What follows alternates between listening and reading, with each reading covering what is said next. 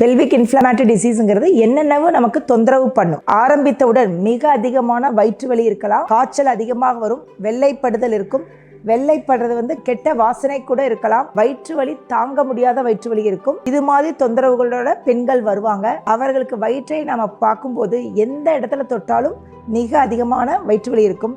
அவர்களுக்கு கர்ப்பப்பை வாயிலிருந்தோ பிறப்புறுப்பிலிருந்தோ என்ன கிருமிகள் வளருது அப்படின்னு பார்க்கும்போது மெயினாக அது பாக்டீரியாவாக இருக்கலாம், அல்லது செக்ஷுவலி டிரான்ஸ்மிட்டட் டிசீஸ் அப்படின்னு சொல்லக்கூடிய கொனேரியாவாக இருக்கலாம், அல்லது கிளாமைடியல் கிருமியாக இருக்கலாம். ஸோ அதை எடுத்து நாங்கள் கல்ச்சருக்கு கொடுப்போம். அதுவும் இல்லாமல் அல்ட்ராசவுண்ட் அப்படிங்கிறத பண்ணி பார்க்கும் பொழுது நமக்கு 2 கருக்குழாயும் வீங்கி சீக்கோர்த்து இருப்பதற்கு கூட வாய்ப்பு இருக்கிறது. அது பேர் பயோசால்ஃபிங்ஸ். ஸோ இது மாதிரி இருக்கவங்களுக்கு கண்டுபிடித்து உடனடியாக அதற்கு தகுந்த மாத்திரைகள் அல்லது நரம்பின் வழியாக ஊசிகள் போட்டு இதை குணப்படுத்த வாய்ப்பிருக்கிறது.